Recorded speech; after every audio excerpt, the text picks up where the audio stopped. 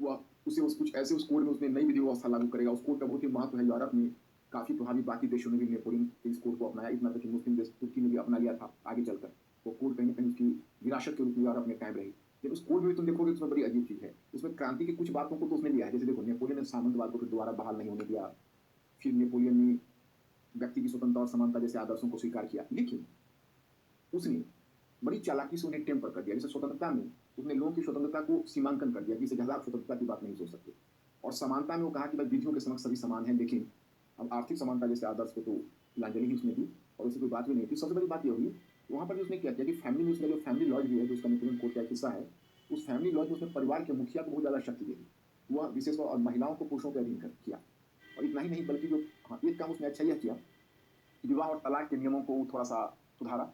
और पहले क्या होता था कि किसी की जो प्रॉपर्टी होती थी, उसके बड़े पुत्र जिसको आप कहते हैं सॉरी जो प्राइमोजेनिटर होता था, जो बड़े पुत्र होते थे, उनको मिल जाता था पूरी प्रॉपर्टी और बाकी भाई वंचित हो जाते थे। तो उसने क्या किया कि सभी भाइयों के बीच प्रॉपर्टी को विभाजित करने का रूल बना दिया। उससे एक फ़ायदा भी हुआ कि उससे थोड़ा-सा फैमिली प्रॉपर्टी को बँटने के डर से लोग बच्चे कम पैदा करने लगे। एक फ़ायदा भी हुआ।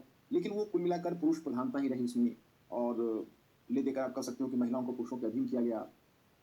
तो उसकी जो कोड है, वह कोड का उद्देश्य कहीं न कहीं यह है कि व्यक्ति की जगह परिवार को उसने महत्व दिया है, वहाँ पर क्रांति के कुछ आदर्शों को तिलांजलि भी दी है, तो सामाजिक क्षेत्र में आप देखते हो। धर्म के क्षेत्र में आपको याद होगा कि रोमन कैथोलिक चर्च को तो रिवॉल्यूशन में बैन कर दिया था और उधर रोम का पोप था, वो भी फ्रांस का बहुत बड़ा आलोचक बन गया था, उसने क्रांति के शत्रु के रूप में अपने आप को स्थापित किया हुआ था।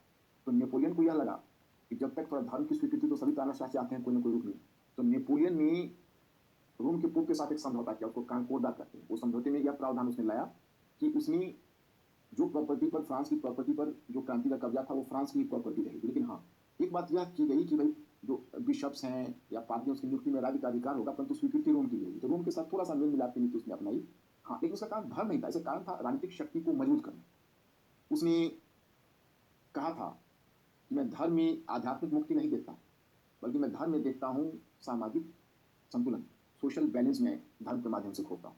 ये नेपोलियन की रणनीति में ही शामिल था और उसने तो अपने आप को आधुनिक तानाशाह पहला उसको जैकोबियन शासन के बाद आधुनिक तानाशाही का उदाहरण नेपोलियन के शासन को माना जाता है, क्योंकि उसी तरह से गुप्त पुलिस वो रखता था, अपने विरोधियों का सफाया करवा देता था, राजनीतिक दलों को बैन कर दिया था। तो एक जैसे बताया जाता है कि लुई शास्को के समय एक लेटस डी कैचेट होता था। लेटस डी कैचेट में क्या होता था, एक लॉ था जिसमें बिना किसी वारंट की किसी की गिरफ्तारी की जाती थी। तो नेपोलियन ने भी लेटस डी कैचेट को बदले हुए रूप में ला दिया। ये सब कुछ नेपोलियन के सुधार। अब नेपोलियन की जो आंतरिक सफलता बहुत हद तक बाह्य सफलता पर डिपेंड करती थी। तो जो पहला गठबंधन था उससे नेपोलियन का युद्ध लगभग 1801 तक हुआ और 1801 में अमीन्स की संधि के बाद ब्रिटेन के साथ उसका समझौता हो गया। अमीन्स की संधि के बाद बाकी देशों से उससे पहले ही समझौता हो चुका था। अमीन्स की संधि पर पहला गठबंधन रुक गया और नेपोलियन बोनापार्ट फ्री हुआ। 1801 से लेकर 1804 के बीच नेपोलियन के जीवन में शांति का काल आया। उसी में नेपोलियन ने अनेक सुधार किए, नेपोलियन कोड जैसी चीजों को अंजाम दिया, मतलब उसको शेप दिया। लेकिन 1804 के बाद फिर एक बार युद्ध पुनर्जीवित हो गया जब दूसरा गठबंधन या तीसरा गठबंधन बना। तो मैं एक बात बताऊं, ये गठबंधन क्यों बन रहे हैं, तो मैं आपको यूरोप में बैलेंस ऑफ पावर की अवधारणा पहले ही बता चुका हूं। यूरोप में विभिन्न देशों के जो संबंध होते हैं वो शक्ति संतुलन पर आधारित होता है और फ्रांस नेपोलियन के अधीन, विशेषकर क्रांति के बाद कुछ ज्यादा शक्तिशाली हो गया था। तो ब्रिटेन की चिंता हमेशा होती थी कि यूरोप में कोई ज्यादा पावरफुल ना हो जाए। तो ब्रिटेन के नेतृत्व में गठबंधन कायम हुआ और उसको तीसरा गठबंधन कहिए, वो नेपोलियन बोनापार्ट के साथ फिर फ्रांस के साथ युद्ध में उलझ गया। लेकिन नेपोलियन ने उन सभी को बारी बारी से पराजित किया, सिवाय ब्रिटेन को हरा नहीं पाया। लेकिन 1805 में उसने ऑस्ट्रेलिया के युद्ध में ऑस्ट्रिया को पराजित किया। 1806 में उसने जेना के युद्ध में प्रशिया को पराजित किया। फिर 1800 में देखता हूँ इसमें ये सभी देश है, देखो ये रशिया है, ये ऑस्ट्रिया है, ये प्रशिया है, ये फ्रांस है। ये मैप आपके पास जाएगा, आपको देखोगे ये स्पेन है। तो अब नेपोलियन का एम्पायर क्या है, तो ये जितना ग्रीन दिख रहा है, जैसे ये पूरा फ्रांस को तो जीत ही चुका है, हॉलैंड बेल्जियम को जीता हुआ है और जो स्विस कॉन्फेडरेसी है वो भी उसके अधीन है। वो डायरेक्ट नहीं जीता हुआ है, बेल्जियम और हॉलैंड को जीता हुआ है, तो वह उसके अधीन है। 1812 की बता रहा हूँ। और इटली में एक बड़े पार्ट को जीता हुआ है इसने। जर्मनी पर डायरेक्ट कब्जा नहीं हुआ है, परंतु यहाँ पर एक राइन के परिसंघ की स्थापना कर दी होती है। मतलब जर्मन राज्य जो थे पहले 200 छोटे-छोटे राज्य थे, तो उनको 38 अथवा 39 बड़े राज्यों में पुनर्गठन, यानी 38 बड़े राज्यों में पुनर्गठन करने का काम नेपोलियन ने किया था। तो जर्मनी का उसने पुनर्गठन करके यहाँ पर राइन का परिसंघ बनाया था। और पहले जर्मनी पवित्र रोमन साम्राज्य का हिस्सा हुआ करता था, लेकिन वो राइन के परिसंघ से उसने जर्मनी को विस्थापित कर दिया था। अब इसमें मैं आपको नहीं उलझाना चाहूंगा, आप बेकार उलझ जाएंगे। तो मैं आपको बताना चाहता हूँ कि 1806 में वह जेना की लड़ाई में प्रशिया को पराजित किया। 1805 में उसने ऑस्ट्रेलिस की लड़ाई में ऑस्ट्रिया को पराजित किया था और 1807 में उसने फ्रीलैंड के युद्ध में रशिया को पराजित किया। तो रशिया को पराजित करने के बाद तब फिर नेपोलियन की जो शक्ति और प्रतिष्ठा वो आसमान छूने लगी थी। और फिर नेपोलियन के दिमाग में एक आइडिया आया। देखो, नेपोलियन एक ऐसे साम्राज्य का गठन कर सका जो पहले के रोमन साम्राज्य यहाँ तक कि वर्तमान यूरोपीय संघ को भी टक्कर दे सकता था, इतना बड़ा साम्राज्य बनाया। क्योंकि देखो डायरेक्ट उसका नियंत्रण तो देखो ये फ्रांस है, बेल्जियम है, हॉलैंड है और कह सकते हो थोड़ा-सा क्रोएशिया वगैरह है और इटली का पार्ट है। नेपल्स है, रोम है, इधर बाकी पार्ट है, तो इटली का पार्ट है। तो डायरेक्ट नियंत्रण तो यहाँ तक ही है, लेकिन इसका इनडायरेक्ट नियंत्रण जर्मनी पर है, जर्मन परिसंघ पर है, कॉन्फेडरेसी ऑफ जिसको राइन कॉन्फेडरेसी कहोगे, कॉन्फेडरेसी ऑफ राइन का पर है। इधर आपको स्विट्जरलैंड के कॉन्फेडरेसी पर है, स्विस कॉन्फेडरेसी पर है और ये देखो ग्रैंड डची ऑफ वारसाई पोलैंड है, इस पर इसका है। तो यहाँ पर इसका नियंत्रण है, इन क्षेत्रों पर उसका नियंत्रण है, मतलब ये सब अधीनस्थ क्षेत्र हैं। तो ये सब हॉलैंड भी तो एक पार्ट एक तरह से बन चुका है। इधर पुर्तगाल को भी उसने पुर्तगाल डायरेक्ट नियंत्रण में नहीं अलग है, लेकिन स्पेन पर उसका नियंत्रण है। स्पेन पर अपने भाई को बैठा दिया है, उस भाई का नाम है जोसेफ बोनापार्ट। वेस्टफेलिया का शासक अपने दूसरे भाई को बना दिया, जेरोम बोनापार्ट। हॉलैंड का शासक एक तीसरे भाई को बना दिया, इसका नाम है लुइस बोनापार्ट। और पूरे बोनापार्ट इसमें छा गया खुद। तो इतना बड़ा साम्राज्य बनाया और विशेषकर जो रूस को 1807 में जब पराजित किया, 1807 में, उसको कहते हैं फ्रीलैंड का युद्ध। आपको मैं जानबूझ के युद्ध के बारे में ज़्यादा नहीं बता रहा, मैं आपको चाह रहा हूँ कि आप उन चीज़ों पर दिमाग ना दे और एनर्जी लॉस ना करें जो ना तो लिखने में आपको जरूरत होगी और अधिभार को बढ़ा देगा। मैं कहानी से इसलिए आपको बता रहा कि दिमाग में एक इमेज बनेगी कि नेपोलियन का उत्थान और पतन कैसे हुआ। उसके बाद उसने एक व्यवस्था लागू की है, मैंने अपने मैटर में दे दिया, आपको दिक्कत नहीं होगी। उसका नाम है महाद्वीपीय व्यवस्था, क्योंकि अब उसकी जो शक्ति है वो शक्ति आसमान छूने लगी थी। तो उसने उसका फायदा उठाकर एक व्यवस्था लागू कर दी थी, एक सिस्टम लागू किया था, उसको कहते हैं महाद्वीपीय व्यवस्था। इंग्लिश में उसको कहते हैं कॉन्टिनेंटल सिस्टम। कि महाद्वीपीय व्यवस्था में हुआ क्या? महाद्वीपीय व्यवस्था का मतलब हुआ कि नाम है कॉन्टिनेंटल सिस्टम। एक्चुअली 1807 में जब रूस को उसने पराजित किया तो रूस का शासक हुआ करता था, उसका नाम था जार अलेक्जेंडर प्रथम। तो जार अलेक्जेंडर प्रथम के साथ उसने एक समझौता किया 1807 में, एक नाव पर ही बैठकर दोनों ने एक संधि पर हस्ताक्षर किया। उस संधि में यह तय हुआ कि पूर्वी साम्राज्य का सम्राट उसने नेपोलियन ने जार अलेक्जेंडर प्रथम को घोषित किया और बदले में जार अलेक्जेंडर प्रथम ने नेपोलियन को पश्चिमी यूरोप का सम्राट घोषित कर दिया और दोनों की जगह से एरिया ऑफ इन्फ्लुएंस बांट लिया गया और रूस के शासक जार अलेक्जेंडर प्रथम ने उसे पश्चिमी विश्व के सम्राट के रूप में मान लिया। इसने बदले में जार अलेक्जेंडर प्रथम को पूर्वी विश्व का सम्राट मान लिया। तो दोनों के बीच समझौता हुआ और फिर उससे पहले बर्लिन में 1806 में नेपोलियन ने घोषणा पत्र लाया था, जिसे कहते हैं बर्लिन घोषणा पत्र। और बर्लिन घोषणा पत्र के बाद उसने 1807 में, अगर महाद्वीपीय व्यवस्था पर हालांकि आपका क्वेश्चन बनता नहीं, लेकिन आपकी एक समझ रहे कम से कम, और जब जरूरत हो तो आपको कहीं बुक्स ना देखना पड़े, इसलिए मैंने स्टडी मटेरियल में उसको डाल दिया हुआ है, उसको आप देख लीजिएगा। बर्लिन घोषणा पत्र 1807 में उसने मिलान इटली में जगह है, तो मिलान घोषणा पत्र लाया। उसमें उसने आदेश जारी किया कि ब्रिटेन का कोई भी जहाज फ्रांस के बंदरगाह अथवा फ्रांस के किसी मित्र राज्य के बंदरगाह पर लंगर नहीं डाल सकता। मतलब एक तरह से उसने ब्रिटेन को महाद्वीपीय व्यवस्था या कॉन्टिनेंटल सिस्टम जो 1807 में उसने आरंभ की थी, उसके तहत उसने उसकी आर्थिक नाकेबंदी कर दी कि ब्रिटेन का व्यापार ठप पड़ जाए। इसके पीछे उसके दो उद्देश्य थे। एक उद्देश्य यह था कि ब्रिटेन का व्यापार ठप हो जाएगा तो हम कंट्री ऑफ शॉपकीपर से वो बर्बाद हो जाएगा और फिर वो फ्रांस का प्रतिद्वंदी नहीं रह जाएगा। दूसरा उसका उद्देश्य कहीं ना कहीं यह था कि हम यूरोपीय बाजार में ब्रिटिश वस्तुओं को फ्रांसीसी वस्तुओं से विस्थापित कर सके और फ्रांसीसी वस्तुओं के लिए बाजार बना सके। लेकिन अब देखो, जब उसने एक नीति लागू की, इसमें दो तीन समस्याएं आ गई। पहली समस्या तो यह आई कि चूंकि फ्रांस का प्रोडक्टिव बेस उतना तगड़ा नहीं था कि ब्रिटेन के प्रोडक्शन का वो विकल्प दे सके, या ब्रिटिश प्रोडक्शन की तरह उतना मैसिव प्रोडक्शन उसका नहीं था। इसलिए क्या हुआ कि जिस समय ब्रिटिश प्रोडक्ट जब यूरोपियन मार्केट से निकले या यूरोपियन मार्केट में जब पहुंचने में कठिनाई हुई, तो फ्रांसीसी प्रोडक्ट्स उसको विस्थापित नहीं कर सकी। इस कारण से यूरोप में आवश्यक वस्तुओं की कमी पड़ गई, और जब आवश्यक वस्तुओं की कमी पड़ी तो लोगों में गहरा असंतोष होने लगा, डिसकंटेंटमेंट, स्कार्सिटी ऑफ गुड्स एक बड़ी समस्या हुई। दूसरा इसका एक यह भी परिणाम हुआ कि चूंकि ब्रिटेन केवल यूरोप का सबसे बड़ा निर्यातक ही नहीं था, आयातक भी था। तो जब बाकी यूरोपीय देशों ने ब्रिटेन से वस्तुएं मंगानी बंद कर दी, बदले में ब्रिटेन ने भी उनकी वस्तुएं खरीदनी बंद कर दी, तो उनके लिए भी घाटे का सौदा हो गया, तो उनमें असंतोष हुआ फ्रांस के देश में। और तीसरा फैक्टर यह हुआ कि चूंकि फ्रांस के पास ऐसी कोई विकसित नौसेना नहीं थी कि वह समुद्रों पर अपने नौसेना के माध्यम से वह काले बाजारी और स्मगलिंग पर नियंत्रण कर पाता। अब पता चला कि ब्रिटेन का सामग्री स्मगलिंग के माध्यम से पहुंचने लगी और स्वयं ब्रिटेन भी माल्टा स्थित अपने सेंटर से यूरोप में चुपके वस्तुओं का डिस्ट्रीब्यूशन करता रहा। तो कुल मिलाकर उसकी नीति सफल नहीं हो सकी। उल्टा जो स्कार्सिटी ऑफ गुड होती है, वो स्कार्सिटी ऑफ गुड्स कहीं ना कहीं डिसकंटेनमेंट को जन्म देती है। वही डिसकंटेनमेंट उसके शासन के अगेंस्ट में हुआ असंतोष, जन असंतोष, और एक तरह से समझिए तो स्पेन में उसके अगेंस्ट में जन आंदोलन छिड़ गया। और स्पेन के जन आंदोलन को दबाने के लिए उसने सेना भेजी, तो एक बड़ी आश्चर्यजनक घटना हुई। पहली बार 1812 में नेपोलियन की सेना स्पेन में बाल्मी नामक जगह पर हार गई पब्लिक सेना से। और जिस समय पॉपुलर मूवमेंट नेपोलियन के अगेंस्ट में शुरू हुआ, तो यूरोपीय मोनार्क तो पहले से ही, यूरोपीय जो शासक थे वो नेपोलियन की नीति से पहले से ही असंतुष्ट चले आ रहे थे। उन्होंने एक के बाद दूसरे में विद्रोह करना शुरू कर दिया। सबसे पहले जो रूस का शासक है जार अलेक्जेंडर प्रथम, उसने महाद्वीपीय व्यवस्था से अलग होने की घोषणा कर दी। अब महाद्वीपीय व्यवस्था से अलग होने की घोषणा कर दी, तो नेपोलियन उस समय तक इतना अहंकारी हो चुका था कि यह बात उसे सहन नहीं हुई और उसने तुरंत 1812 में एक मास्को अभियान शुरू कर दिया, दैट इज कॉल्ड मास्को अभियान। मतलब अपनी लगभग 6 लाख की सेना लेकर मास्को जैसे दूर अभियान पर निकल पड़ा। जबकि देखिए, यही गलती आप देखेंगे 130 वर्षों के बाद हिटलर दोहराएगा, जब ब्रिटेन यहाँ पर उसके एक बहुत प्रबल प्रतिद्वंदी के रूप में खड़ा है और ब्रिटेन फिर एक गठबंधन बनाने के लिए, चौथे गठबंधन बनाने की तैयारी कर रहा है। उस समय वो फ्रांस से एक सेना लेकर निकलता है और वो रसिया पर अटैक करता है। और रूस का जो शासक है उसने एक बड़ा ही व्यवहारिक नीति अपना ली। वह खुले युद्ध में नेपोलियन के अगेंस्ट में नहीं उतरा, क्योंकि वो जानता था कि खुले युद्ध में हम नहीं जीत पाएंगे। वह बड़ी आसानी से विड्रॉ करता हुआ वो पीछे हटता जाता और उसको कहते हैं स्कॉप द अर्थ पॉलिसी। और जहाँ जहाँ नेपोलियन की सेना जाती वहाँ वो फसलों को नष्ट करता गया, घरों को जलाता जाता, ताकि नेपोलियन के सैनिकों के हाथों ना कोई अनाज आए, कोई भी सामग्री ना आए, पानी में जहर देता जाता। उस कारण से क्या हुआ कि खाने पीने की अत्यंत कठिनाई हो गई, ऊपर से साइबेरिया की ठंड, उसमें नेपोलियन की लगभग सेना नष्ट हो गई। मात्र 20,000 सैनिक लेकर उस अभियान से वापस लौटा था। तो मास्को अभियान में नेपोलियन की और दूरदर्शिता को सिद्ध किया कि कहीं ना कहीं वो अत्यधिक अहंकार से और बढ़ती उम्र के कारण वो जजमेंट में, यहाँ पर तुम देखोगे the classical example of error in judgement उसे देखने को मिलेगा।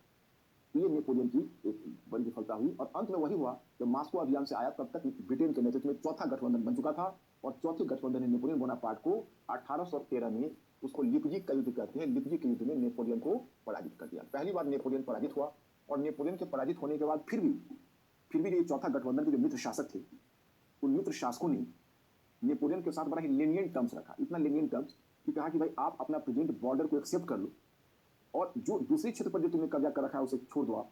और नेपोलियन को इतना कंसेशन दिया कि एल्बा द्वीप पर उसे कैदी के रूप में नहीं बल्कि उसे एक छोटे मोटे शासक के रूप में भेज दिया। वहां उसके अंगरक्षक, छोटे मोटे अंगरक्षक, उसको एक राजकीय ठाट से नेपोलियन को एल्बा द्वीप पर रहना था। और वहां लुई 16वां का एक भतीजा, एक छोटा भाई था लुई 18वां, उसको खोज कर निकाला गया और लुई 18वां को फ्रांस की गद्दी पर बैठा दिया गया। और चूंकि नेपोलियन ने यूरोप के टेरिटरी को इतना बदल दिया था कि फिर यूरोप के उस मानचित्र के पुनर्निर्धारण के लिए यूरोपीय नेता यहाँ से ऑस्ट्रिया की राजधानी वियना में निकल गए और वियना में कांग्रेस की स्थापित करने की तैयारी करने लगे। नेपोलियन को एल्बा द्वीप पर भेज दिया गया। उन्हें ऐसा लगा कि हम नेपोलियन से छुट्टी पा गए, परंतु नेपोलियन से छुट्टी पाना इतना आसान नहीं था और नेपोलियन एक बार सत्ता का सुख भोग चुका था। एल्बा द्वीप पर उसको राजकीय ठाट भी कष्ट दे रहा था। वहां से तुरंत अपने कुछ अंगरक्षकों के साथ वो आया और फ्रांस में घुस गया। उसके घुसते उसको फ्रांस में इतनी लोकप्रियता थी और उसकी जनता ने उसे उस महानायक की तरह स्वागत किया कि नेपोलियन के आते ही और उसकी बढ़ती हुई उसकी इस लोकप्रियता को देखते हुए लुई 18वां गद्दी छोड़कर भाग गया। अब फिर एक बार मित्र राष्ट्रों के लिए क्राइसिस का मोमेंट आ गया। उन लोगों ने तुरंत अपनी सेना सजाई और फिर वाटरलू के बैटल, आपने नाम सुना होगा, वाटरलू में 1815 में एक निर्णायक लड़ाई हुई। इस निर्णायक लड़ाई में जो मित्र राष्ट्र उनकी सेना का नेतृत्व ड्यूक ऑफ वेलिंगटन कर रहा था। जो ड्यूक ऑफ वेलिंगटन भारत में भी लॉर्ड वेलेस्ली के छोटे भाई आर्थर वेलेस्ली की तरह, यानी आर्थर वेलेस्ली के रूप में वो काम कर चुका था। उसको ड्यूक ऑफ वेलिंगटन के नाम से आप जानते हो। उसने नेपोलियन को फाइनली पराजित कर दिया और इस बार मित्र राष्ट्रों ने चांस नहीं लिया, बल्कि उसे कैदी बनाकर बंदी के रूप में यहाँ से सेंट हेलेना द्वीप पर भेज दिया। और ये घटना है सेंट हेलेना द्वीप, यानी 1815 की। वो सेंट हेलेना द्वीप पर भेज दिया गया जहाँ नेपोलियन का डेथ हो। ये नेपोलियन के बारे में एक स्टोरी जानने से एक आपको यह सुविधा होगी कि आपके दिमाग में एक स्टोरी का इमेज बना रहेगा, क्योंकि स्टोरी कहीं ना कहीं याद रहती है, स्टोरी हम जल्दी भूलते नहीं। इसलिए हमने आपको एक छोटी मोटी कहानी कह दी इसकी। अब इसके हम जो कुछ चीजें, इसके महत्वपूर्ण चीजें, क्रिटिकल आइडिया, उस पर हम चर्चा करेंगे।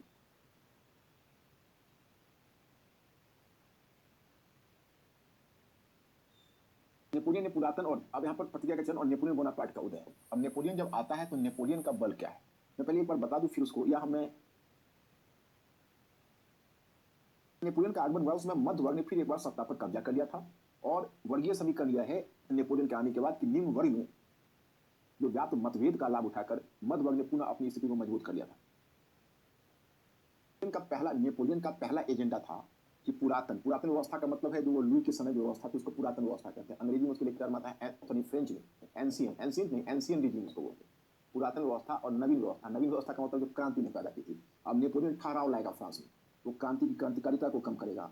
वह एक तरफ पुरातन व्यवस्था को बहाल नहीं करेगा, लेकिन पुरातन व्यवस्था को बहाल न करने के बावजूद भी वो क्रांति की क्रांतिकारिता को कम करने की कोशिश करेगा। तो क्या क्या पहलू नेपोलियन ने, पहले मैं आपको बता दूं नेपोलियन ने नए यूरोप को पुराने यूरोप के साथ कैसे जोड़ा। आप देखो, जब नेपोलियन सत्ता में आया था तो वो मध्य वर्ग के हितों का प्रतिनिधित्व कर रहा था। जैकोबियन शासन ने इतना उथल पुथल फ्रांस में ला दिया था, इतना रेडिकल बना दिया था, और नेपोलियन मध्य वर्ग के हितों का प्रतिनिधित्व कर रहा था। तो आप यह जानते हो कि मध्य वर्ग के हितों का प्रतिनिधित्व अगर है तो मध्य वर्ग तो बहुत उग्र या रेडिकल चेंज चाह नहीं सकता, मध्य वर्ग बहुत रेडिकल परिवर्तन नहीं कर सकता, रेडिकल परिवर्तन को स्वीकार नहीं कर सकता। तो नेपोलियन अब उस जो जैकोबियन शासन के समय जो उग्र परिवर्तन हो चुका है उसमें ऐसा संतुलन लाना चाहता है। अब फ्रांस में वैसा कोई उथल पुथल ना हो, वो मध्य वर्ग के हित में काम करेगा। दूसरी बात आपको याद होगा तो फ्रांस में ज़्यादा उथल-पुथल हुआ, क्रांति जब रेडिकल होने लगी, तो फिर नेपोलियन ने क्या किया था? सॉरी, तो फिर उससे यूरोपीय लोग डर गए थे और फिर उन्होंने फ्रांस पर हमला कर दिया। तो फ्रांस और यूरोप के बीच युद्ध शुरू हो गया था। तो नेपोलियन पहले चाहता था 2 चीज़ें, एक तो वो चाहता था, मैं आपको बता देता हूँ थोड़ा-सा। तो नेपोलियन नेपोलियन की नीति एवं सुधार, नेपोलियन की नीति एवं सुधार के महत्वपूर्ण पक्ष। वैसे देखो, वैसे मैं आपको ओवरऑल बता देता हूँ, लेकिन नेपोलियन को एक्सक्लूसिव बेस बनाकर कम से कम जीएस में तो क्वेश्चन नहीं पूछने वाला। ये देखो, जीएस के क्वेश्चन का मैं आपको पैटर्न बताता हूँ। जीएस के क्वेश्चन में टॉपिक विशेष को लेता है, पूरे यूरोप के संदर्भ में पूछता है। वो कभी भी एक टॉपिक, एक छोटे से मुद्दे के अंदर जाकर फ्रांस के अंदर इतना घुसकर वो नहीं पूछेंगे। जब भी पूछेंगे तो फ्रांस का ओवरऑल यूरोपीय इंपैक्ट पर पूछेंगे। तो जीएस और ऑप्शनल के क्वेश्चन का मूड अलग अलग होता है। मैं आपको नहीं चाहता, क्योंकि कई बार क्या होता है कि जीएस के नाम पर मतलब ऑप्शनल पढ़ा देने से फिर तो पता चलता है कि बच्चे 13 ऑप्शनल पढ़ रहे हैं जीएस के 13 खंडों में। हम इस चीज में विश्वास नहीं करते। मान कर चलते ऑप्शनल के क्वेश्चन अलग है, जीएस के क्वेश्चन अलग है। जीएस के बच्चों का एम्फेसिस अलग होना चाहिए और ऑप्शनल के बच्चों का एम्फेसिस अलग होना चाहिए। हालांकि कुछ कॉमन पॉइंट दोनों में आएंगे, नॉलेज के स्तर पर कुछ कॉमन पॉइंट्स की जरूरत पड़ती है, तो उतनी जरूरत पड़ती है, लेकिन स्पेशलाइजेशन जीएस में नहीं करना चाहिए, क्योंकि उतना बड़ा एरिया फिर होता है तो फिर आपको दूसरे सेगमेंट में दिक्कत हो जाती है। और सबसे बड़ी दिक्कत होती है कि मैं प्रिपरेशन के दरमियान जहां तक मैंने अनुभव किया है, स्टूडेंट्स लोग इतना पढ़ना चाहते हैं कि पढ़ ही नहीं पाते हैं, इतनी चीजें याद रखना चाहते हैं, कुछ भी याद नहीं रख पाते हैं। तो वहां पर हमें व्यवहारिक बनना है, याद रखें। तो नेपोलियन की नीति एवं सुधार के महत्वपूर्ण पक्ष। अब देखो, महत्वपूर्ण पक्ष क्या है? फ्रांस को नए फ्रांस से जोड़ना, पुराने फ्रांस को नए फ्रांस से जोड़ना। तो आप कहोगे पुराने फ्रांस को नए फ्रांस से जोड़ना का क्या मतलब है? तो पुराने फ्रांस को नए फ्रांस से जोड़ने का मतलब है क्रांति की क्रांतिकारिता को कम करना। जैसे क्रांति में तुम देखोगे कि चिंतक तो बहुत हैं और बहुत सारे चिंतकों से तुम देखते हो क्रांति को वैचारिक प्रेरणा मिली है, लेकिन सबसे अधिक प्रेरणा रूसो से मिली है, क्योंकि रूसो एक तरह से समझो तो उग्र रेडिकल चिंतक। तो नेपोलियन ने एक बार बयान दिया था कि रूसो नहीं होता तो क्रांति नहीं होती। तो इसमें उसने क्या किया कि पहले तो क्रांति को उसने रूसो की विचारधारा से अलग करके वॉल्टियर और मॉन्टेस्क्यू जैसे विचारकों की विचारधारा से जोड़ा। क्योंकि जो वॉल्टियर और मॉन्टेस्क्यू जैसे विचार जिसकी हमने पीछे चर्चा की है, तो उनकी विचारधारा कहीं ना कहीं मध्य वर्ग के हित से जुड़ा हुआ था, और रूसो की जो विचारधारा है वह निम्न वर्ग के हितों से जुड़ा हुआ था। तो वह उग्र सुधार की बात करता था, तो वह चीज यह पसंद नहीं करता। और दूसरा है, पुराने यूरोप को कहना चाहिए फ्रांस को यूरोप से जोड़ना,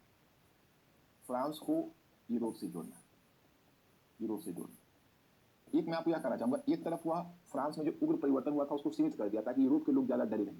दूसरी तरफ यूरोप में भी जहां जहां नेपोलियन की सेना गई, नेपोलियन वहां सुधार और परिवर्तन लाया, जो मैं आपको दिखाऊंगा, और सुधार और परिवर्तन के माध्यम से यूरोप को भी उसने बहुत कुछ बदल दिया।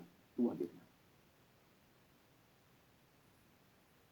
क्रांति का शिशु, मैंने इसको मेटो में दे दिया है। क्रांति का शिशु से क्या मतलब है? क्रांति का शिशु का मतलब यह हुआ कि क्रांति ने ही वह परिस्थितियां पैदा की कि नेपोलियन बोनापार्ट जैसा कोई जनसाधारण इतना उच्च पद तक पहुंच सका। तो निश्चय ही इसका श्रेय क्रांति को मिलना चाहिए, क्योंकि क्रांति ने वह स्थिति पैदा की कि नेपोलियन बोनापार्ट जैसा कॉमन पीपल इतना आगे बढ़ सके। दूसरी बात है कि उसने स्वयं घोषित किया कि मैं क्रांति का शिशु हूं। उसने क्रांति के नाम पर ही अपने शासन के लिए वैधता प्राप्त की। उसने सामंतवाद की समाप्ति क्रांति में की थी, नेपोलियन ने भी उसे बनाए रखा, मैंने सामंतवाद की समाप्ति को स्वीकृति दी। उसने स्वतंत्रता समानता के आदर्शों से अपने आप को जोड़े रखा। वह जब अपने आप को फ्रांस का सम्राट घोषित कर दिया तो अभी कहा कि मैं गणतंत्र हूं, क्योंकि अब गणतंत्र एक व्यक्ति में आ चुका है। तो और वह कहीं ना कहीं जो तुम देखते हो वर्गीय विशेषाधिकार, वो वर्गीय विशेषाधिकार को उसने स्वीकार नहीं किया। तो क्रांति के कुछ एक आदर्श थे, उसको उसने बनाए रखा। क्रांति के नाम पर उसने वैधता प्राप्त की। क्रांति ने वो परिस्थितियां पैदा की जिसे नेपोलियन जैसा एक जनसामान्य इतने ऊंचे दर्जे तक पहुंच सका, इसलिए वो क्रांति का शिशु अपने आप को कहता है। दूसरी तरफ क्रांति के कुछ आदर्शों को स्वयं कुचल दिया।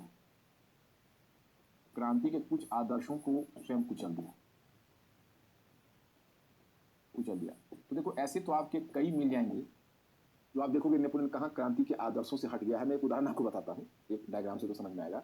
जैसे आगे मैंने डायग्राम में दिया भी, जैसे देखो ये फ्रांस की क्रांति, तो इसको हम, जैसे आप रीजनिंग में इसको हम परसेंटेज में अभिव्यक्त, और फ्रांस की क्रांति के विभिन्न चरणों की अभिव्यक्ति हम परसेंटेज में करते हैं। तो आपने 4 चरण देखे। अब 4 चरण में मान लीजिए प्रथम चरण को हम लेते हैं कि ये अगर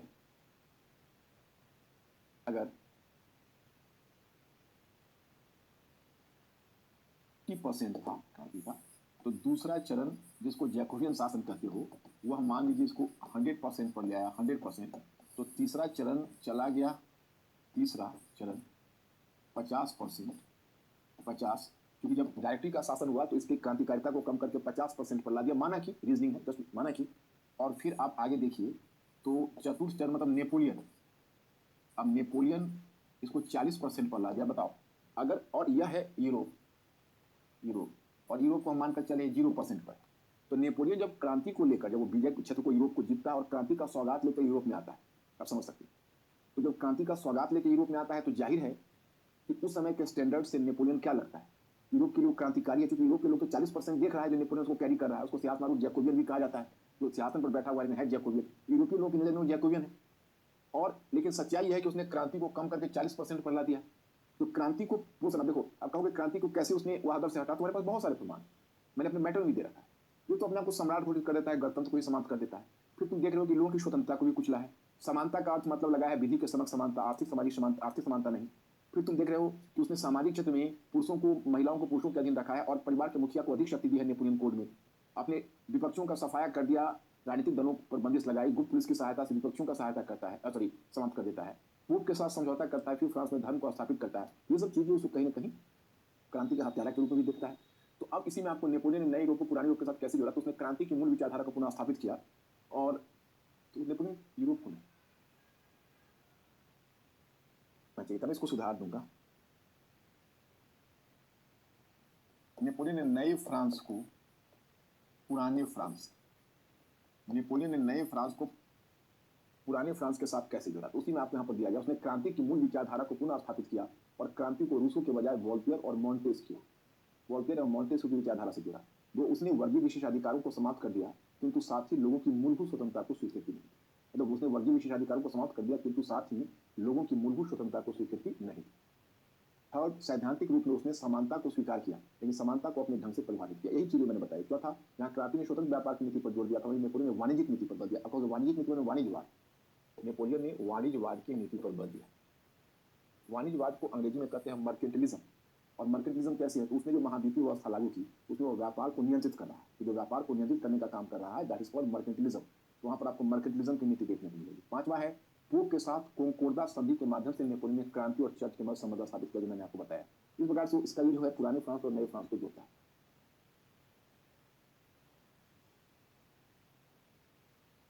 जो मैंने भी आपको दिखाया वही डायग्राम थोड़ा सा आपको इसमें ज्यादा बना हुआ है, इसको आप देख सकते हो। और दो चीजें, दूसरा मुद्दा यहां पर एक उठाते हैं, नेपोलियन ने क्रांति को यूरोप में, नेपोलियन ने क्रांति को यूरोप में किस प्रकार फैला दिया, किस प्रकार फैला दिया,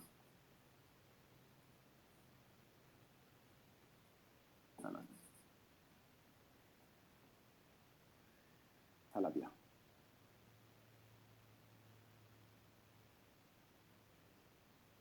उन्होंने यूरोपीय महाद्वीप में भी क्रांति के आदर्शों को, यूरोपीय महाद्वीप में भी क्रांति के आदर्शों को आगे बढ़ाया। अनजाने में ही सही, नेपोलियन यूरोप में राष्ट्रवाद के प्रसार हेतु उत्प्रेरक बन गया। अब कैसे उत्प्रेरक बना, मैं आपको बताता हूँ। जैसे देखिए, मैं पीछे आपको राष्ट्रवाद, आधुनिक राष्ट्रवाद बता चुका हूँ कि फ्रांस की क्रांति में आधुनिक राष्ट्रवाद कैसे आ गया। तो जैसे देखो, फ्रांस की क्रांति में आपने देखा था कि आधुनिक राष्ट्रवाद का जन्म इसलिए हुआ क्योंकि पहले जो यूरोप के मोनार्क थे वो अपने आप को राष्ट्र के प्रतिनिधि के रूप में तो बताते थे, परंतु उनका राष्ट्र आंतरिक रूप में विभाजित, आंतरिक रूप में विभाजित था। कैसे, तो चर्च होता था, राजतंत्र होता था और जनसामान्य, तो सबके बीच विशेषाधिकार, विशेषाधिकार विहीन के बीच। तो क्या क्या था, फ्रांस के क्रांतिकारियों ने इसको समाप्त कर दिया, बिल्कुल आंतरिक विभाजन को समाप्त करके सबको एक धरातल पर ला दिया, नागरिक। वही काम नेपोलियन किया। जब नेपोलियन यहाँ से गया, नेपोलियन ने राष्ट्रवाद को कैसे प्रोत्साहित किया, तो नेपोलियन यूरोप में जहां भी गया वहां सामंतवाद का अंत कर दिया, चर्च को नियंत्रित कर दिया। तो क्या हुआ, कॉमन पीपल, सभी लोग एक ही धरातल पर आ गए, तो आंतरिक विभाजन समाप्त हो गया। और उसने एक और अनजाना कैटलिस्ट का काम किया कि वह यहाँ से जाकर और फ्रांसीसी, एक तो फ्रांस की जो संस्थाएं हैं, तो फ्रांस की संस्थाओं में राष्ट्रवाद की भावना लिपटी पड़ी थी। तो नेपोलियन की, यानी फ्रांस की संस्थाओं से जो संबंधित क्षेत्र के लोगों का संपर्क हुआ, तो स्वाभाविक रूप से राष्ट्रवाद का इन्फेक्शन उनको लग गया। तीसरी बात यह है कि नेपोलियन ने जो उन्हें दबाया, या नेपोलियन ने उस क्षेत्र को जीतने के बाद वहां का शोषण किया या संसाधनों का दोहन करना शुरू किया, तो लोगों में प्रतिक्रिया हुई, और वह प्रतिक्रिया ने भी उनमें राष्ट्रवादी भावना को जन्म दे दिया। तो इस प्रकार से नेपोलियन एक अनजान उत्प्रेरक राष्ट्रवाद का बन जाता है। यूरोप में वो जहां जाता है वहां सुधार भी करता है, और फिर उसने कहीं न कहीं राष्ट्रवाद जैसी भावना को भी जन्म दे दिया। अब यहाँ पर आपको सूचना मिलती है कि विजय के बाद नेपोलियन ने यूरोप में राष्ट्रवाद को किस प्रकार प्रोत्साहित किया, उसी को पॉइंट में करके हमने दिया है। उसने सामंतवाद को समाप्त किया, चर्च के साथ संबंधों को पुनः स्थापित किया, चर्च को नियंत्रित चर्च को नियंत्रित किया चर्च को नियंत्रित किया और नेपोलियन कोड को स्थापित किया। नेपोलियन कोड को स्थापित किया, चर्च को नियंत्रित किया और नेपोलियन कोड को स्थापित किया। फिर इतालवी क्षेत्र को पुनर्गठित किया। इटली का जो क्षेत्र पहले विभाजित क्षेत्र था, उस विभाजित क्षेत्र को उसने पुनर्गठित कर दिया और नेपोलियन के साथ तो इटली का संपर्क हुआ तो फ्रांसीसी संस्थाओं से इसका संपर्क हुआ। औपचारिक रूप में जर्मनी में पवित्र रोमन साम्राज्य को समाप्त कर जर्मन राज्यों को पुनर्गठित किया। यहाँ पर उसने एक राइन के परिसंघ की स्थापना की और राइन के परिसंघ के माध्यम से पहले जर्मन राज्य थे 200 छोटे छोटे राज्य, उन 200 छोटे छोटे राज्यों को कम करके संख्या 38 राज्य कर दिया। तो किसी आलोचक कहता है जब जर्मनी के एकीकरण का जन्मदाता मान लेता है नेपोलियन बोनापार्ट को, कि नेपोलियन की साम्राज्यवादी नीतियों के विरुद्ध प्रतिक्रिया स्वरूप जर्मन राज्य में राष्ट्रवाद की भावना विकसित हुई। ये तो आप देख ही चुके हो। ये डायग्राम मैंने आपको नेपोलियन का बताया कैसे कैसे। और फिर नेपोलियन के साम्राज्य के पतन का कारण। अब इसके साम्राज्य के पतन का क्या कारण है, तो फ्रांसीसी क्रांति के आदर्शों और नेपोलियन के साम्राज्य की वास्तविकता के बीच विद्यमान विरोधाभास। अब हुआ क्या कि नेपोलियन जब आया तो नेपोलियन को पहले यूरोप के लोगों ने, क्योंकि पहले यूरोप के मोनार्क को, क्वीन वर्ग को, चर्च को भले ही डर था, लेकिन अब यूरोप का मध्य वर्ग है या निम्न वर्ग के लोग हैं, उन्होंने नेपोलियन को हीरो की तरह स्वागत करने लगा कि लगता है हमारा मुक्तिदाता आ गया और हम भी अब फ्रांस की तरफ परिवर्तित हो जाएंगे। तो नेपोलियन ने अपने आप को क्रांति के अग्रदूत के रूप में लाया, लेकिन जब वहां जाकर उसने जो उनका शोषण उन क्षेत्रों को जीता और प्रैक्टिकली यूरोप के क्षेत्रों को उसने फ्रांस का उपनिवेश बनाना शुरू किया, क्योंकि उसने फ्रांस की कॉलोनी बनानी शुरू की तो उसकी प्रतिक्रिया हुई धीरे धीरे। तो हुआ ऐसा, जो फ्रांस की क्रांति ने जो उच्च आदर्शों का प्रतिपादन किया और नेपोलियन के जो साम्राज्य की जो सच्चाई प्रकट हुई कि भाई ये उच्च आदर्श की बात तो करते हैं परंतु ऐसा है नहीं, तो दोनों के बीच जो विरोधाभास है उसने लोगों में राष्ट्रवादी चेतना जगाई और अंत में नेपोलियन को यूरोप से भगाया। नेपोलियन को वाटरलू में और लिपजिक में नेपोलियन नहीं हारा है, नेपोलियन अपने साम्राज्य के आंतरिक विरोधाभास के कारण हारा है। फ्रांस की क्रांति के आदर्श और उसके साम्राज्यवादी महत्वाकांक्षा दोनों एक साथ नहीं चल सकते थे, दोनों एक दूसरे के विरोधी थे। दूसरा, फ्रांसीसी सफलता का एक प्रमुख कारण अनिवार्य सैन्य भर्ती था, जिसका अनुसरण अन्य यूरोपीय शक्तियों द्वारा भी किया जाने लगा। जैसे मैंने आपको बताया था कि फ्रांस के लिए बड़ी नागरिक सेना बना ली, उसको कहा जाता है मिलिट्री कॉन्स्क्रिप्शन या अनिवार्य सैनिक भर्ती या नागरिक सेना। तो पहले यूरोपीय देशों की छोटी छोटी सेना हुआ करती थी और फ्रांस ने अपनी ग्रैंड आर्मी में 13 लाख सैनिकों को नियुक्त किया। तो फ्रांस की अपनी एक विशिष्टता थी जो बाकी यूरोपीय देशों में नहीं थी। आगे चलकर अन्य यूरोपीय देशों ने भी फ्रांसीसी पद्धति को अपना लिया।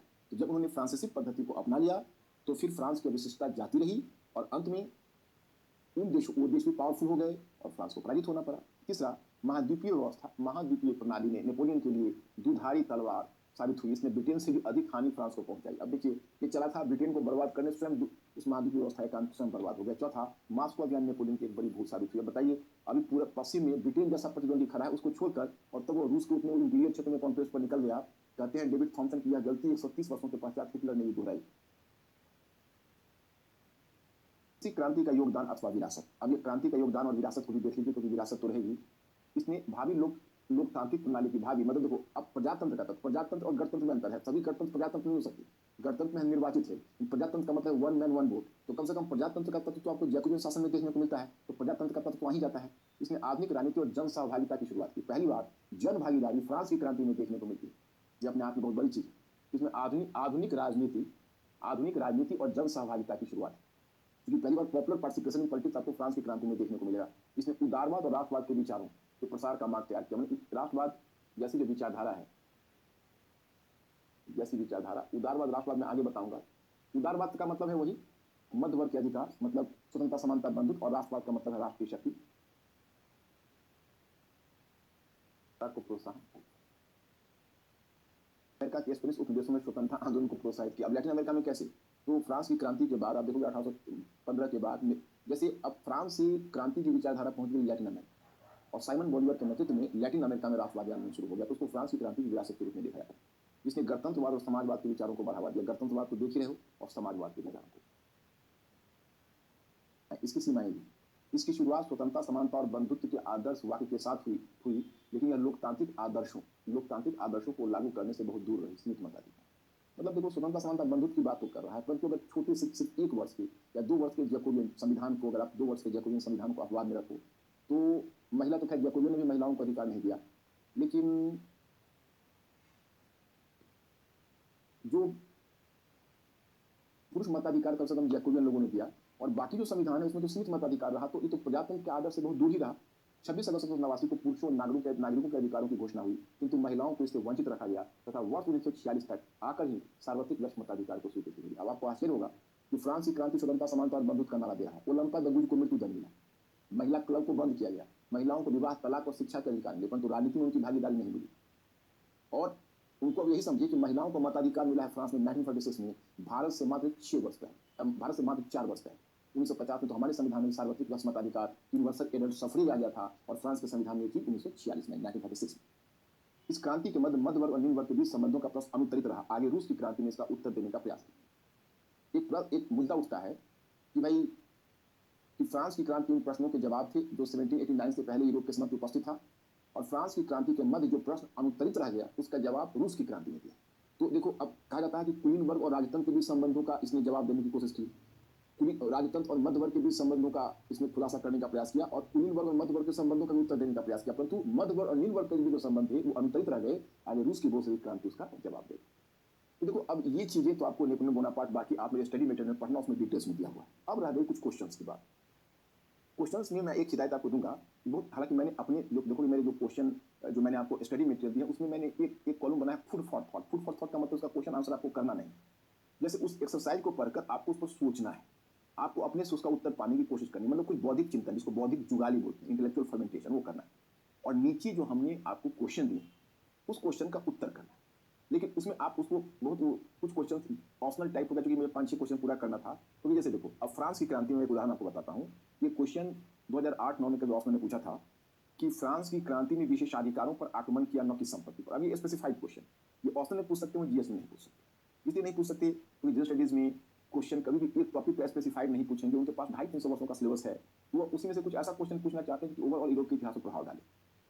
फिर आप देखोगे जैसे फ्रांस की क्रांति पर अगर राजतंत्रवादी निरंकुशता ने इसे जन्म दिया, तो जो विचारक हैं वो विचारकों ने इसे प्रेरित किया। ऐसी तरह का क्वेश्चन भी इसमें ज़्यादा नहीं पूछ सकते हो। और ऐसे इसमें क्वेश्चन जैसे देखो, पिछले साल 2019 में उन्होंने क्या क्वेश्चन पूछा है, पहले उसे हम लोग देख लेते हैं कि अमेरिकी क्रांति